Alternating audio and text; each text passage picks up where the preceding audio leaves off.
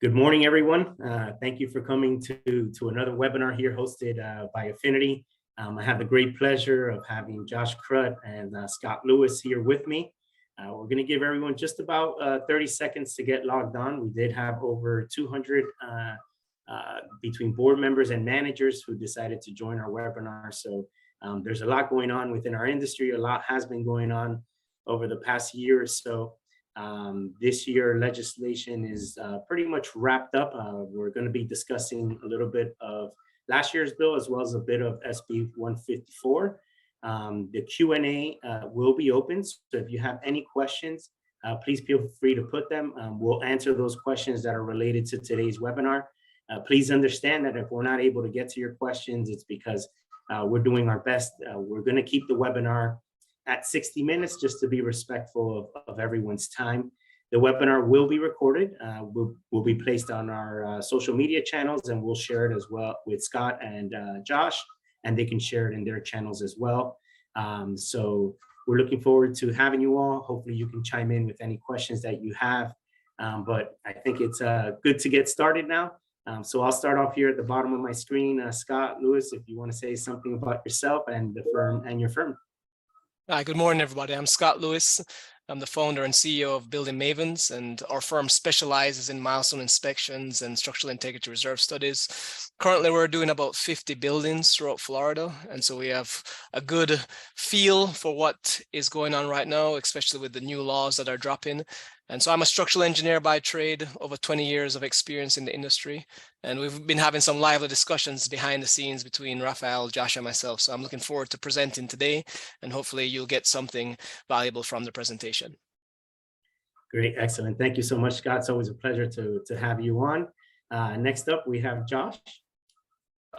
Good morning. I'm Josh Krutt from KO Lawyers. Nice to be here this morning with all of you. We are a full service community association law firm. I've been practicing in this area over 20 years. I would say that these new laws are probably the biggest earthquake that I've seen in those 20 years happen in the industry, for condominiums at least. Those of you in homeowners associations are lucky because most of this, if not all of it, doesn't apply to you. But for condominium associations, this is very important for you to learn about, and the law is evolving as well. So we look forward to talking about it with you all. Excellent. Thank you so much for joining us, Josh. I think this is the first time us doing a panel together, so I'm very excited to have you on. I know we work as well on different deals, but I'm really looking forward to having you on today's webinar. As for myself, my name is Raphael Aquino. I'm the CEO and co-founder of Affinity Management Services. We're a community association management company. Our really core purpose here is to help our community leaders accomplish their vision. We do that with our unique process of align, execute, deliver, aligning to your vision, executing that vision with regular check-ins, and delivering it with guaranteed results. So we're proud to say we're one of the only companies in Florida that guarantees the product that we deliver to your association. But enough about us. I'm sure you're here to learn more about what's going on with the new bill, SB 154, as well as for those newer board members, because we always have new board members coming on to get a better understanding of what's expected from you as well as managers. So again, the Q&A is open. Feel free to chime in on any questions that you may have that we may be going over today. So I want to start off with you, Scott, because every board member has concerns of what are these things going to cost? What did anything change with regards to timeframes and so forth? So the first question I want to pose to you is, what is a milestone inspection according to the statute? And was there any particular changes that occurred? As a preface, the law has not been signed yet. It's said that the governor will sign it, but either way, we're going to go over and touch on some of those points. So Scott, if you can kind of give us that 30,000 foot of what a milestone and if anything changed with what is being proposed to be signed. Yeah, sure. So after that collapse in Surfside, the legislation and the state of Florida realized the importance and put it as a paramount priority that buildings be maintained safely and done so throughout the life of the structure. So the milestone inspection that was instituted is essentially a structural building safety inspection, and it's to be done by a licensed engineer or architect. And it's not looking for surface blemishes and so forth, but it's really looking at the integrity of primary structural elements to see if there's anything that would be deemed substantial deterioration. And again, that would be something that would affect a primary element to the point where the building could be unsafe. And with that being said, the milestone was divided into 2 phases. So the first phase, being phase 1, was just a visual inspection. It was qualitative, and the professional would go through the building to check and see if there was any suspect areas that would be classified as substantial deterioration. If not, the building would essentially pass and move on to the next mark, which would be the 10-year mark going forward. Or if there was something that was identified that could be deemed a substantial deterioration or deficiency, then a phase 2 may be warranted, and that would be as extensive as necessary to determine how pervasive that issue was and how to essentially specify repairs for that item. Okay. Excellent. And I'm curious, just from your experience, you said earlier that you're doing about 50 buildings. How many roughly, not holding you to the number, but like how many do you see that go from phase 1 that do need, let's say, a phase 2 in your experience thus far? Right now, the margin is low. So I would say if someone was to hold me to a number, I'd say it'd be less than 10% right now are moving to phase 2. And some of them were already knew that they had substantial deterioration because they were either flagged by someone else to the city. And so they were just bumped up to phase 2 automatically. But the vast majority of buildings we've looked at, and maybe this is an unfair correlation, but the boards that are getting ahead right now and are a little bit more confident in how their building is. So maybe they're calling us out early to just move along. And to my surprise, there's already a portal in Palm Beach County where you can submit these reports. So those that are, let's say, passing the phase 1 already have the reports that can be entered into the system and they can move along. So I don't know if that's an unfair correlation, but to answer your question, I'd say less than 10% right now are needing additional work besides the initial inspection. Okay. Yeah, it probably does. I would say it is fair because it probably goes to say, those boards that are being proactive and that have been on top of their buildings, they're going to find themselves in less of a position of having to do these repairs. If you've been maintaining your buildings, painting your building, doing what you need to do, then, going through that phase 1 shouldn't be that challenging. So Scott, I want to kick it to you. And what is your understanding of what the time frame should be for a condo association to complete this phase 1 milestone inspection? Sure. So, you said Josh? Sorry, Josh. Yes. Sorry.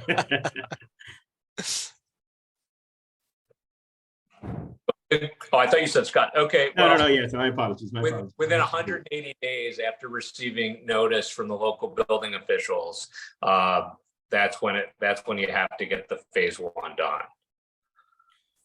Okay, excellent. And so obviously we're probably still working within that window of December 31st, 2024 of when it needs to be completed. Scott, have you seen an influx, let's say lately, of calls because I know last year when we first had several webinars that we did together, there was an influx. How has anything changed over the past couple of months?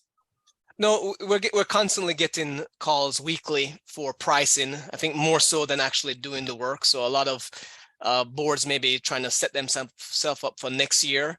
But I think the important point to note right now, with that December 31st deadline of next year, 2024, Josh mentioned that if you are within that window, you could receive a notice, let's say any day right now, if you fall into that 30-year mark. And you'll have 180 days from that notice to do the phase 1. So I think it's important for everybody to understand what the true age is, what the true timeline is. And then also some were putting it off because of the current bill that's in place, thinking that it may have eliminated the deadline or moved the inspection. So one of the things that you had asked was, are there any monumental changes to the milestone per the new legislation? And the answer is not really. Because the only things that would maybe affect condos right now is that 25-year mark has been moved to 30, generally speaking. However, a local jurisdiction could impose a 25-year mark on certain buildings depending on the circumstance, and that could be proximity to the ocean. So there's no governing 25-year rule for every building anymore. It's now the 30-year rule, and also the local jurisdiction can extend deadlines if the associations are showing good faith that they're acting towards certain things. So generally speaking, there isn't a monumental shift that would change the attitudes of individuals that need to perform these inspections in a timely manner. Correct. And that's an important point that you bring up with regards to the local jurisdictions, because that's what you are seeing in SB 154. So it really goes to show that you want to make sure that you're working, with the right partners, working with your attorney, working with your engineers, and not just trying to wing this on your own, because there's a lot of different forces that are playing either against you or with you, depending how you look at things. So it's important to keep that in mind. And yes, go ahead, Josh. That a lot of communities have been concerned about whether they're within that 3-mile distance from the coastline. Yeah. And just to reiterate Scott's point, that's gone. So it's really, you have to look to your local building department, because there was a lot of confusion as to how that was measured. So the good news is that confusion has disappeared. Correct. Yeah, I would agree 100% with that, Josh. And Josh, keeping it here with you, what are the consequences if, let's say, an officer or director of the association failed to have that milestone inspection performed? So the Florida legislature actually made that specific in the act. So a willful and knowing failure to obtain the report is a breach of fiduciary duty. And why is that important? It actually opens up the officers and directors to personal liability. So it's very important that once you get that notice and you know that your association is impacted, that you contact your professionals, that you begin to order the reports and complete the process. And the reason that the legislature incorporated this, because usually the law does not like to make people afraid to serve on boards. Yeah. We want to serve on boards and feel happy and safe doing it. But what I think the intention of the law was to take away any kind of discretion. So boards know that they have to do it, and they can go to their owners and say, look, I don't have a choice. Otherwise, I'm breaching my fiduciary duty. So I have to get this report done, and there's no wiggle room on it. Correct. And it's also important to understand for the managers that are on the call, that there is no liability for us if the board is not telling us, but ultimately we understand what's going on within the association world, or you should be. So if your board is giving you direction and you're not taking that direction, you could be looking at trouble as well. So it's important to keep that in mind. So if your board is telling you move forward, then you need to make sure that you and the organization you work with, or if you're a self-managed community and you're the manager, that you're moving these things along and not holding anything back when it comes to the timeframes. And it's interesting because the statute actually discusses that. It says that managers have an obligation to proceed, but it does not contain specific liability for the manager board. So it's not something the managers should be scared of. But again, it just shows that the legislature wants these things done. And so serious matter. Great point. And we've been talking about milestone. I've seen some questions already. So I think it's important to address, Josh, if you could address who has to conduct these milestones. Or is there like a number of stories? Who has to conduct these milestones? Okay, so if you're more than 3 stories in height, and you're a condominium, and under the new law, it clarifies that it's residential and not commercial structures. And your building was built on or before July 1, 1992, then you have to get this done by the end of 2024. So there's not a whole bunch of time to do it, but it's a lot of buildings are included. Other buildings, have this 30-year window. But if you're a relatively older building from pre-1992 and you're more than 3 stories, then you have a pretty short window to get this done. Okay, excellent.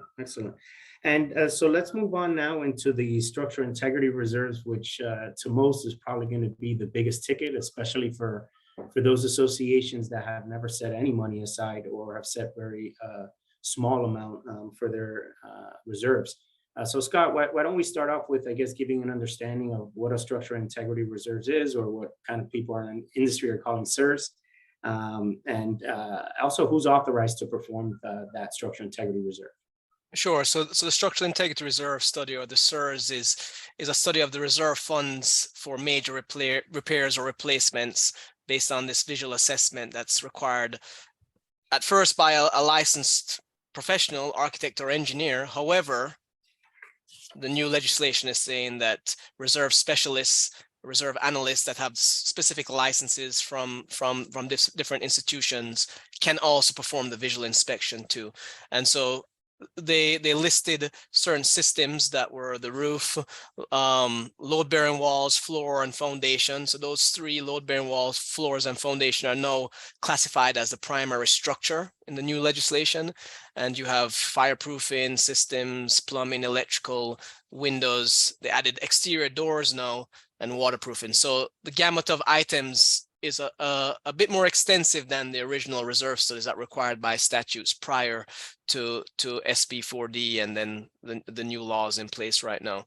One of the things that is tricky about the items is that there's that caveat at the bottom that says, or any other item that could affect the items on the list. And a good example could be a seawall that's close to the building, or something else that would need deferred maintenance or replacement of $10,000 or more that could affect the one of the other items. So again, it's a study for improvement projects, for deferred maintenance on specific systems laid out in the statute. It used to be that the engineer or architect licensed in Florida had to perform the visual. It's now moving to open it up to reserve specialists that can do the visual inspection as well. And then the actual reporting can be done by those professionals or licensed architects and engineers. Correct. Yeah, that's one thing I did like seeing in SB 154. I mean, we've worked with engineers, we work with reserve specialists. So it's great that they allowed them, because honestly, number one, it was cutting their legs off, because that was a business that they need to run. But ultimately, they've been in that business for years. So they understood how to be able to manage some of these components. Obviously, as an engineer, you have a little bit more insight when it comes to the component itself, but it's great that they brought that in to the law. And with regards to completing the structural integrity, Josh, have the timeframes changed, or have they made any suggestions for changing those timeframes of when those structural integrity reserves are due? Well, the way that the statute was originally written, every building, every association that's been in existence since July 1, 2022 or before has to have this done by the end of 2024. And then it needs to be completed every 10 years thereafter. Now, there's really this, although there's been some chatter based on my reading of the new bill, this does not change other than, potential extensions for good cause or things like that. But otherwise, this requirement is in place and needs to be taken seriously. Correct. Yeah, and as we started the conversation on the SIRS, I know we have a couple of associations that just waive reserves for years, and it's going to be a significant impact. I mean, I think we were talking offline as well, Scott, that you've seen some associations going up 50% in differential of what they're going to see. So if you're not making or getting your mindset or having at least town halls, which is what we're doing with one or two of our communities that don't have reserves, of explaining to them of what's to come, you're going to find yourself in a very difficult situation, especially with the associations that have fixed incomes. Florida is, big boomer state. So you have a lot of individuals that are retired on fixed incomes and weren't planning for this. And all of a sudden, now this is a big impact for them. From your experience, Scott, I know we were talking offline a little bit about it, but I think it would be great if you gave that example of, you had mentioned that you were doing, I guess, the SIRS for a developer. If you could kind of touch a little bit on that and what you saw with regards to increases and so forth. Yeah, so the statute also required developers at the turnover mark to not just issue the turnover report anymore, but also a structural integrity reserve study and a milestone report. So we've been working with a few developers at this time to do those, and some of them have already done a reserve study prior to the new law. And so when we've compared the numbers, some of these contributions amount are increasing about 50% from what was previously planned because of the new items that are in place. And obviously that's a shock to unit owners that are already there or purchased, because their monthlies are going to go up. So back to your point, it would be better for an association at this point to start understanding what the ramifications are going to be, because they could use almost like a stepped approach to get into where they need to be by, let's say, the beginning of 2025, as opposed to wait until next year and then having a huge jump, as opposed to maybe a two-step jump before that point in their reserve contributions. Okay, excellent. So Josh, similar to the milestone, are there any liabilities that a board member or officer would have if they don't take these necessary steps? Yeah, it's the same problem. Is it's a breach of fiduciary duty to fail to obtain this reserve study and assess the reserves. So the board's hands are tied. I think the law shows the seriousness in that these items cannot be waived. So you can't have an owner vote to, I don't want to get ahead of ourselves, but you can't have an owner vote to waive. And that shows how seriously the legislature is taking this. So as a board, you have to obtain a structural integrity reserve study and implement it. And there's no waiver of these structural items. So it is, I like to say it's showing people the real cost of condo ownership, where Florida has allowed us to all hide from the realities of how much it costs to keep these buildings up. Now this is the cold hard fact. So it's like we're all being put on a very tough diet after a lot of years of McDonald's. But this is after Surfside, and the legislature is just not budging. And even with the proposed changes this year, they don't fundamentally change the law, which is requiring a lot more money out of pocket from owners in many buildings. Correct. There was some interesting facts I received in another webinar from a reserve specialist that provided some stats, but there aren't that many states that allow for the waiving of reserves. Unfortunately, we were one of those states. And as you stated, Josh, it's a shame that we were, because unfortunately we are where we are. And the reality is that, we need to honor those individuals who lost their lives in that building, and make sure that this just never occurs again. It's a difficult moment for us in the industry, whether it be from the legal side, from engineering side, the management side. But ultimately, like everything else in life, we'll get through it. I do believe that we'll come out of this better. It's going to be great for the industry. And more importantly, for the individuals that don't get paid, which is our board members. Because now it's going to be easier to make those difficult decisions of, we need to fix the building, but the monies are there. So we have the ability of doing so. Those board members sit on a board. Sorry, go ahead.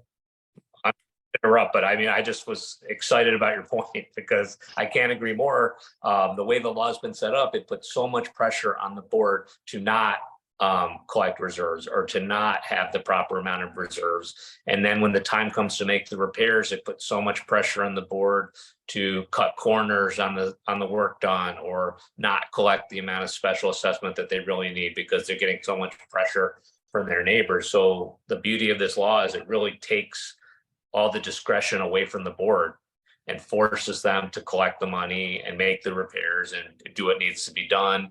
And it doesn't matter if the owners pressure them, because the next board will have to do the same thing, or they're breaching their fiduciary duty and they could be personally liable, which I don't think anyone in their right mind should want for themselves. Correct. Not at all. Not at all. So yeah, we have to get through these next couple of years, but once we get through it, we'll be in a much better place. So Scott, I know that there was a lot of back and forth throughout this legislative session with regards to, the floors and foundation and so forth. What's your opinion on, was anything cleared up with SB 154 when it comes to that? If so, what's your general opinion on it? Sure. So that was a huge sticking point prior, was foundations. How do you reserve for that if you have to do the replacement value? What about the walls? What about, all these major structural elements that no one would have to replace unless you're taking this building down? And even if you were going to reserve, it would be millions and millions of dollars. So that would have really jacked up the contribution amount to maybe a very likely unreasonable amount. But what the new legislation says is that if an item has useful life 25 years or more out, that you do not need to reserve for it unless there's a certain deferred maintenance costs that whoever is conducting that study finds necessary to put into the budget or into the reserve. So a good example is, if we go back to the structure, you probably are going to need some money to do concrete restoration, to repair issues with balconies and so on, depending on your proximity. So those amounts is what we would put into your reserves and essentially fund it over the set period of time. Also, instead of having foundation as a separate item or floors as a separate item, they've just lumped all that into what they call the primary structure, which again would make it much easier to have it as a line item and put your deferred maintenance accordingly. Okay, excellent. And Josh, when it comes to the funding of these reserves, has the method changed in how these reserves can be funded? And, as some board members know it and managers, the difference between pooled and straight lined. I believe the division gave an opinion. If you can give us some insight on that. Yeah, so in the past, there was always the option to pool reserves or have line item reserves for each. And just so I just want to make sure that everyone understands these concepts before going on to it. So reserves that were for those of you who are new at this, we all condominium associations have to reserve for capital item or maintenance that costs in excess of $10,000. That's always been the law.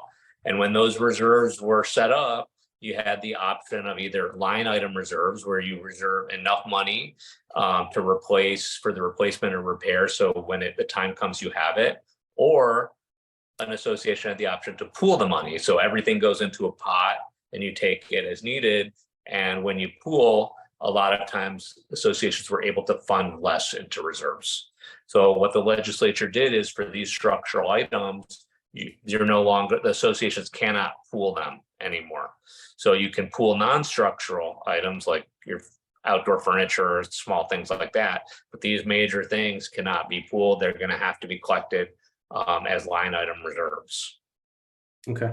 Excellent. And from your experience, Scott, obviously from the engineering side, there's the discussion that there's items that don't necessarily need to be reserved. But you mentioned earlier that some of them, play a role with the other. From the ones that you've done maybe the past year, what's been your experience? Is there a lot of things that are being rolled in outside of just the major items that are included within the SERS?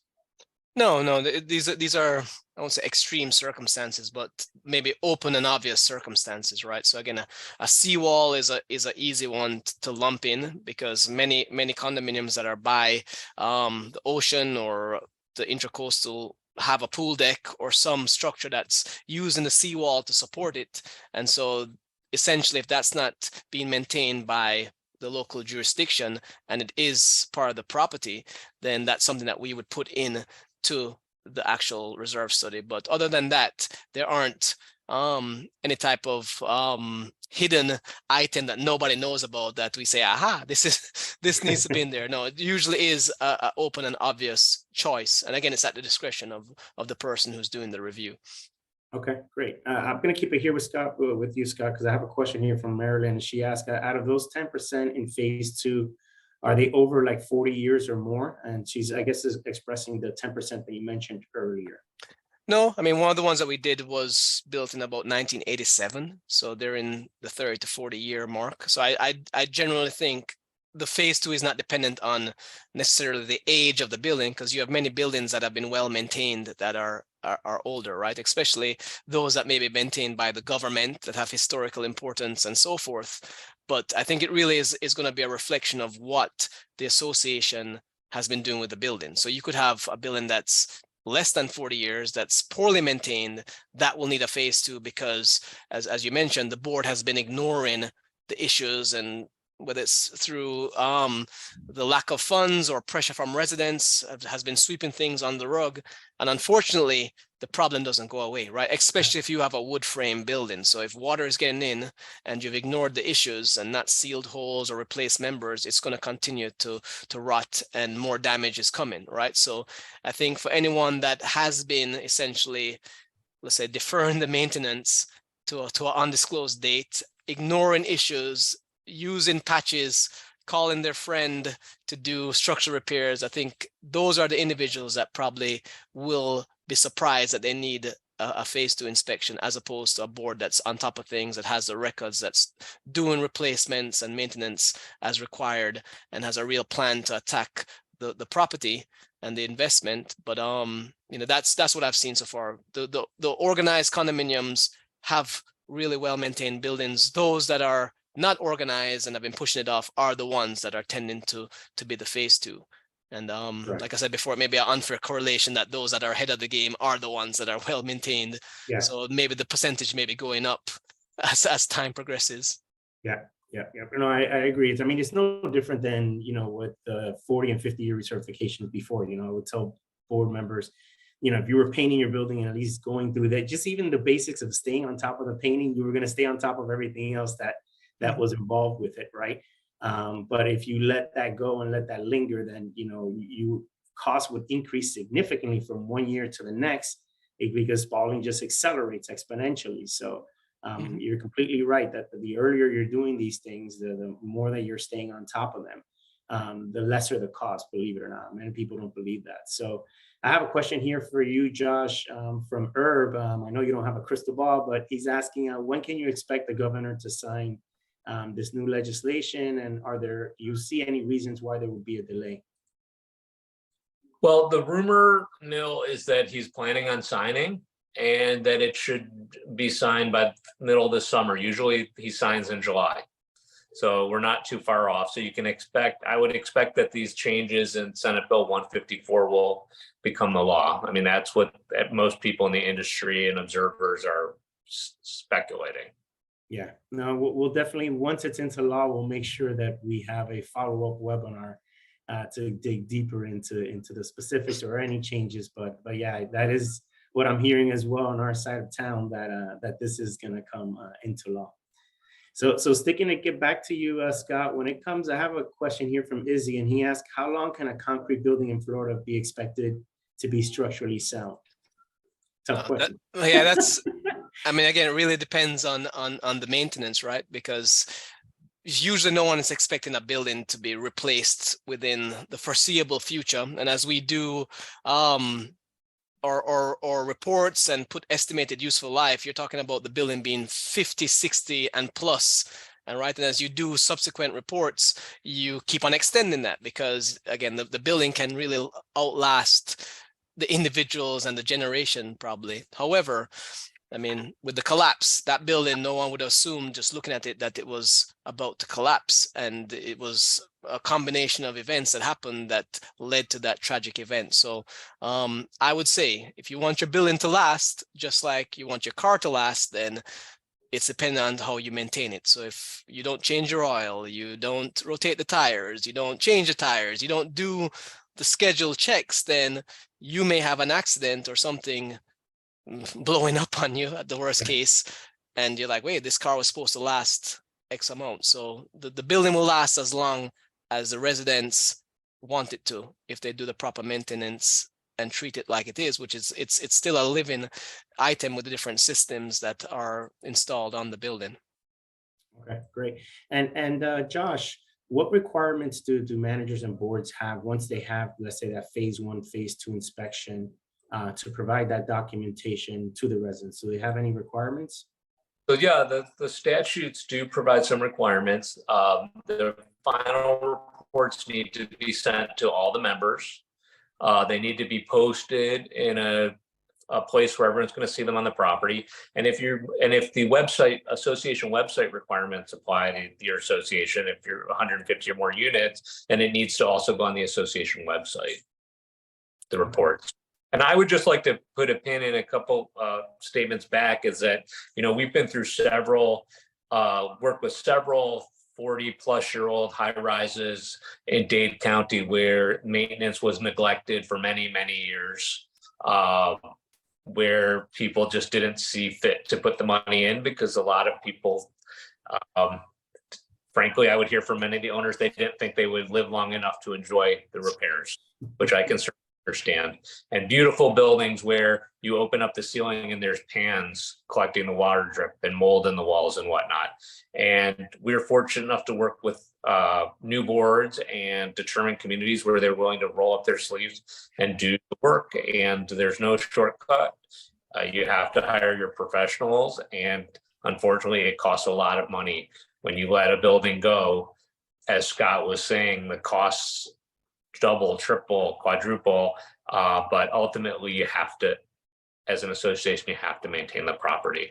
And the good news about this law in the big picture is, as painful as it is for many communities, and it will be the next couple of years, in 5 or 10 years, the buildings in South Florida will be in a much health in the entire state.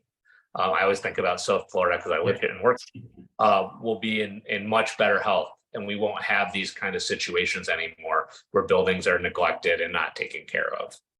Yeah, and you know what? You bring me to a great point that we haven't discussed. You know, developers in the past had an opportunity to waive or reduce reserves. Are there any changes there with these newer buildings that are being built?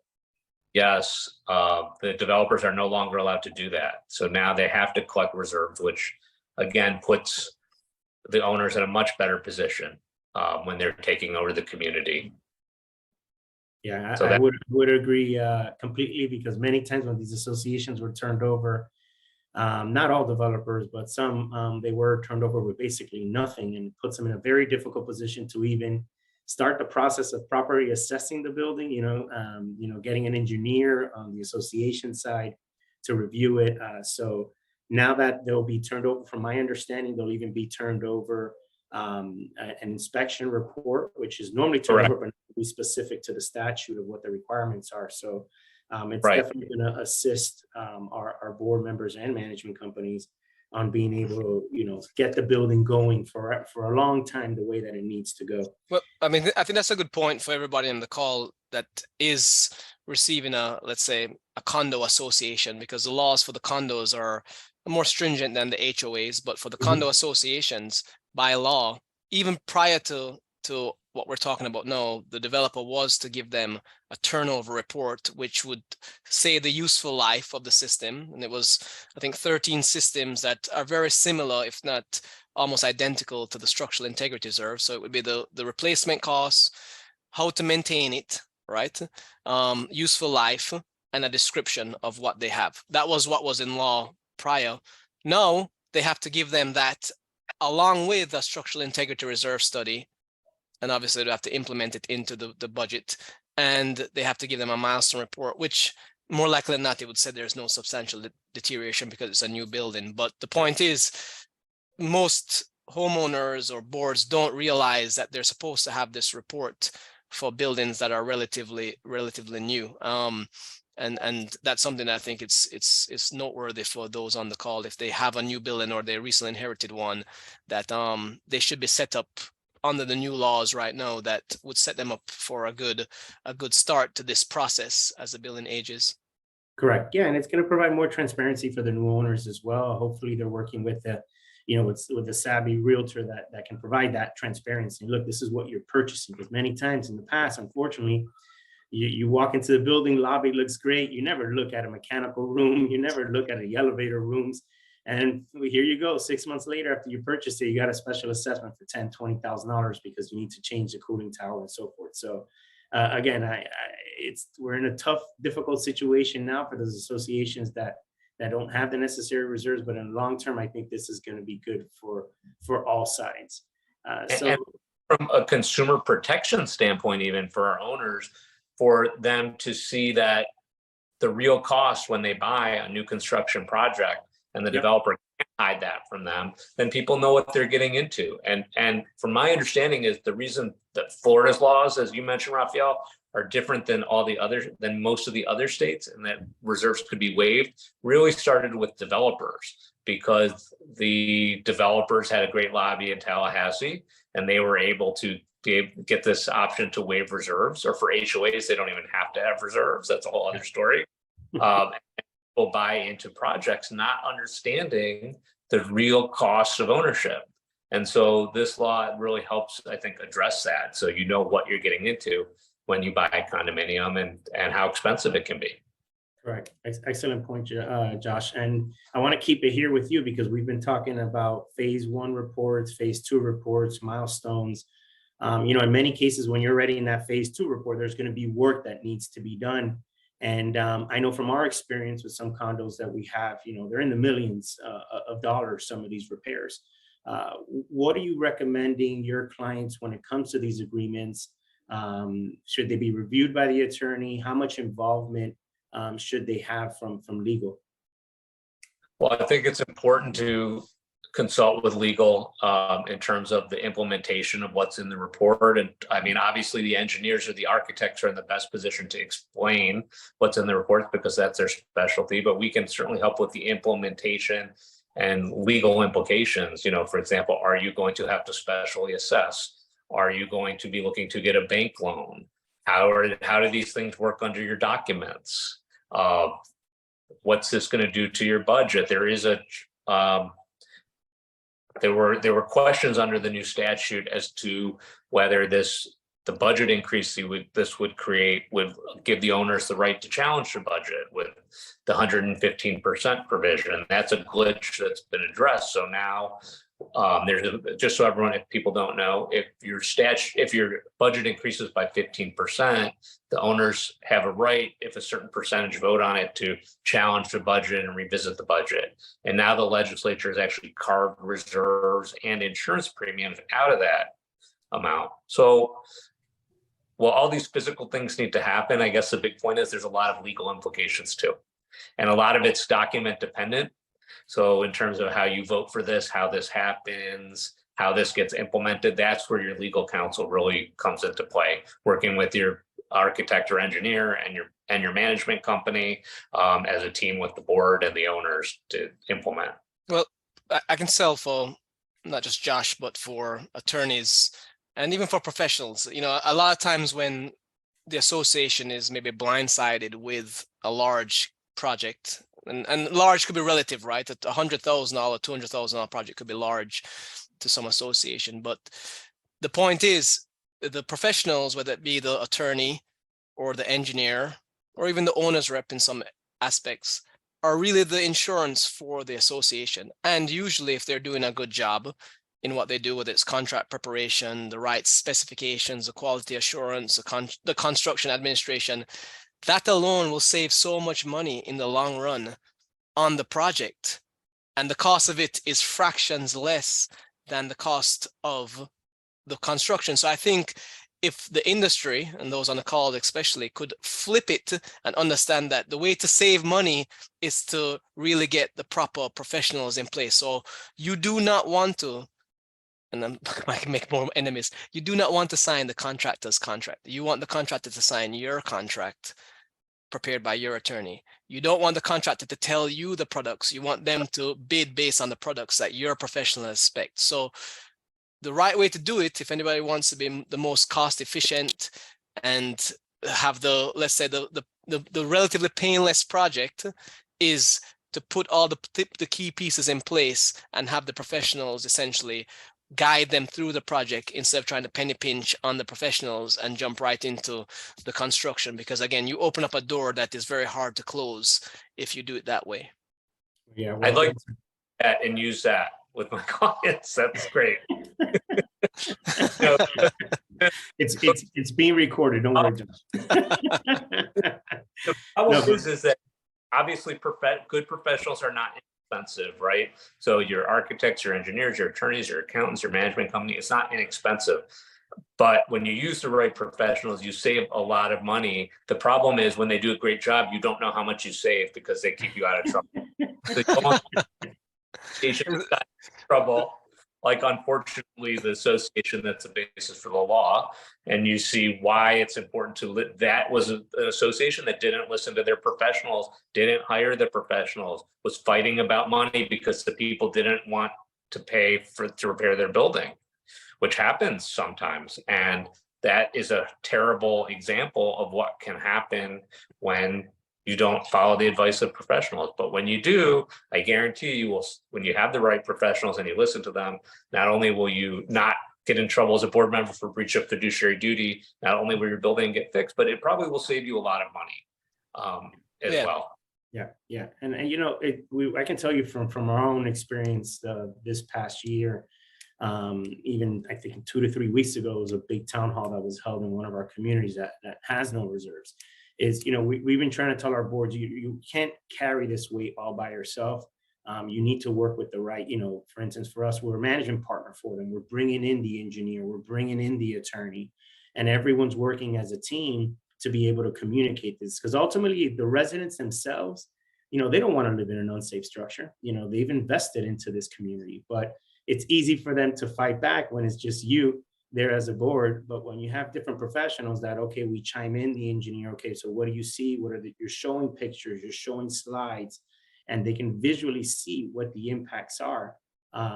Then, you know, it doesn't say they'll just sign the check at that moment, but they'll leave and understand, okay, now I see where this is coming from. This has been stuff that's been going on for years, or hasn't been it hasn't been transparent, or we haven't done it because it's been very difficult, and now is when we need to do it.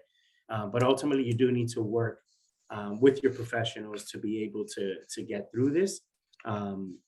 And you definitely don't want to rush through it, because if you do rush through it, you'll find yourself in the different position that you probably don't want to be in. Right. So I have here a question from Lisa, and Lisa asks, is this likely to have any future impacts on insurance premiums? So I'll chime in on that one. Lisa, I wish I had a crystal ball to tell you yes or no. But what I will tell you is, depending on what you do within the building. So if your roof was in bad shape and you had to repair it, then there are credits that you will receive. If you decided as an association that you wanted to, let's say, go with impact windows, yes, there's a credit that your association will receive. But ultimately, you have less probability of being canceled, because what we are seeing is, if your building has any kind of issues, they are inspecting these buildings nowadays much more than before. And if they're seeing issues with the pool, or they're seeing cracks in the building and there's nothing being done, then you have a much higher probability of being canceled by your insurance provider. I can tell you that we've worked with a building that, specifically with Citizens, we had to provide them all the reports of what the association was doing, because if not, they were going to cancel coverage. So and that was the last insurer of choice. So ultimately, that shouldn't be the reason why you don't do it. It should be a reason why you need to do this even quicker if you have challenges within your community, and hopefully you'll be able to benefit from some of those cost savings. Let me see if we have any other questions here. I think this one's for you, Scott, from Tiffany. Is the milestone report required to be sent to the state? Actually, maybe for Josh, or to the DBPR, or just local officials? And that's from Tiffany. I can shoot real quick on this one. Yeah. So right now, since there is no set program in place for one size fits all, it is really being mandated by local jurisdictions. However, the new bill says that by December 2024, the state needs to implement a formal program with templates, protocols, procedures. So within the 1.5 year timeframe that we have left, there should be a formalized process. However, the local jurisdictions are the ones that are sending out notices right now. And like I said before, Palm Beach County is accepting submittals through their portal. So I'd say just check your local jurisdiction, and the right professional should be able to guide you through that and submit it where it needs to be. But as I know right now, there is no formalized program, but it should be instituted within the next 1.5 years. Okay. All right. Excellent. Yeah, that's a good point. Ultimately, it's important, as I think we've stated earlier, is just making sure that outside of the local agencies that you have to provide it to, is making sure that you put it up on your websites. And as Josh said earlier, there is a requirement to make sure if it's the phase 2 portion of it, that you're giving it to all the unit owners. When it comes to, I have here a question with regards to the 40 and 50 year. Let's say the condo, James asked, let's say the condo was recently did major repairs, and that would most likely reset the reserves, because now they've they've done all the necessary repairs.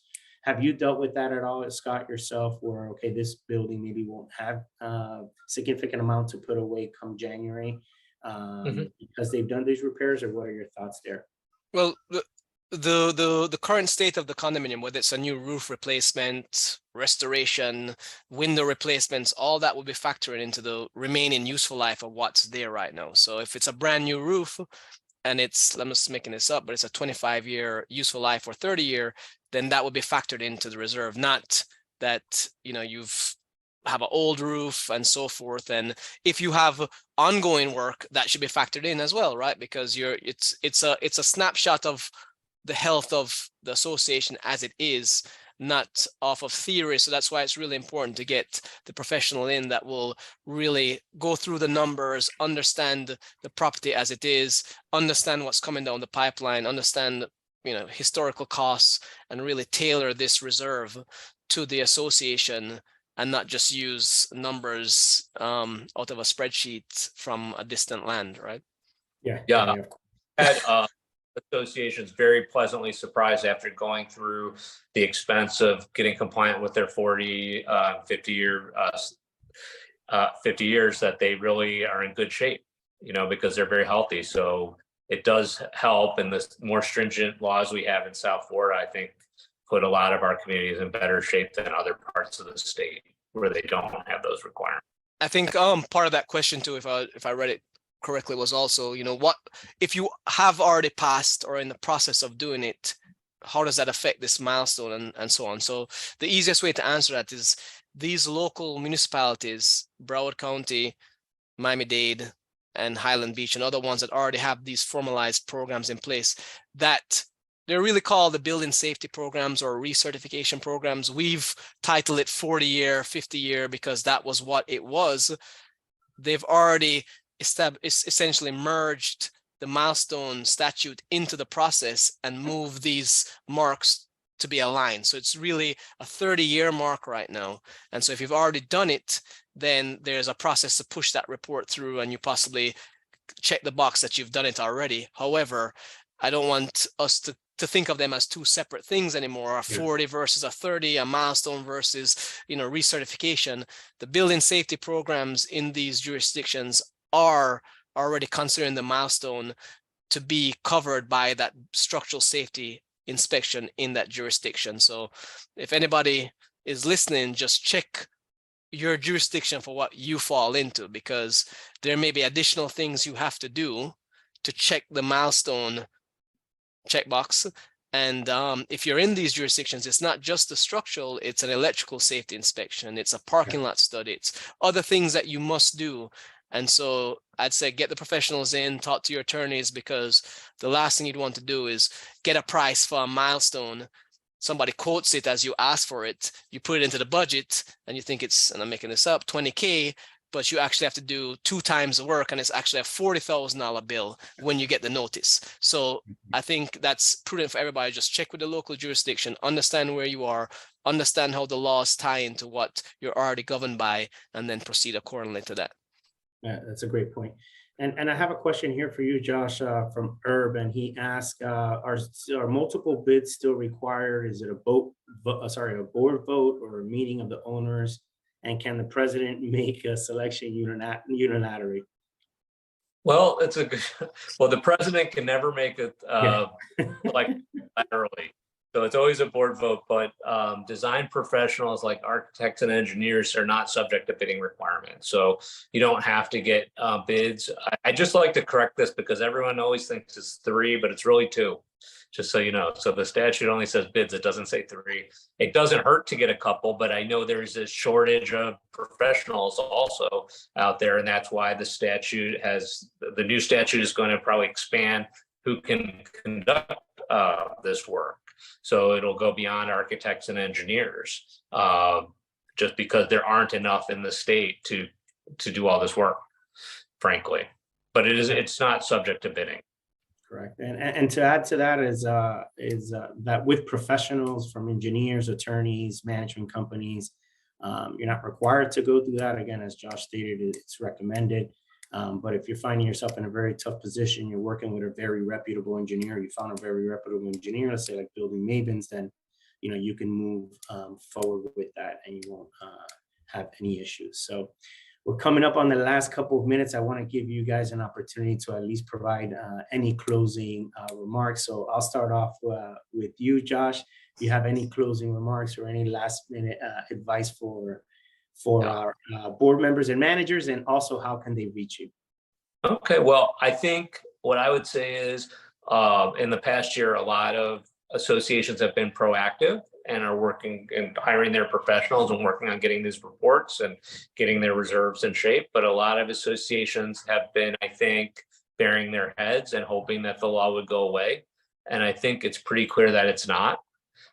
Based on these new bills that are likely to become law. Yes, there's some glitches that are fixed, but ultimately reserves are going to go up for many associations. There are going to be more repairs that are going to have to be made.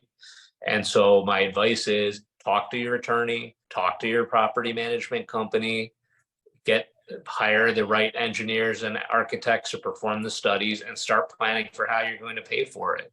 And that might include talking to your banker and seeing if it's possible to get a loan to help some of the owners with the shock of the costs. Many of our clients have been getting loans at not the terms that maybe they were getting 2 years ago, but good terms that give long payment options and allow people to make it. So be proactive. Don't wait till the end of 2024 to start looking at this. Excellent. Thank you so much, Josh. And Scott? Yeah, I think Josh hit the nail on the head. The theme I would say is just, time is not what you think. And I say that because nothing happens as quickly as we think it does. And just picking a professional. So I've seen, we might send in a bid today and it takes a month to sit before a board meeting, and then there may be some back and forth. It goes to the attorney, you get the engineer signed up in maybe 2 to 3 months on a fast track, right? And then from there, if you do have deterioration that needs to be further investigated, you're looking at bringing in contractors in, and that may push it a couple months again. And if you need to bid a project, you're pushing it down the line. So I think the most important thing is to act now, right? And to get professional advice through the process, so you don't ask for the wrong thing. You follow the right jurisdictional guidelines you have, and putting things under the rug is not going to help, because if buildings are deteriorating, it's only going to get worse, and the cost goes up, and it goes up by multiples. And also we see, again, the law isn't changing significantly that takes this obligation away.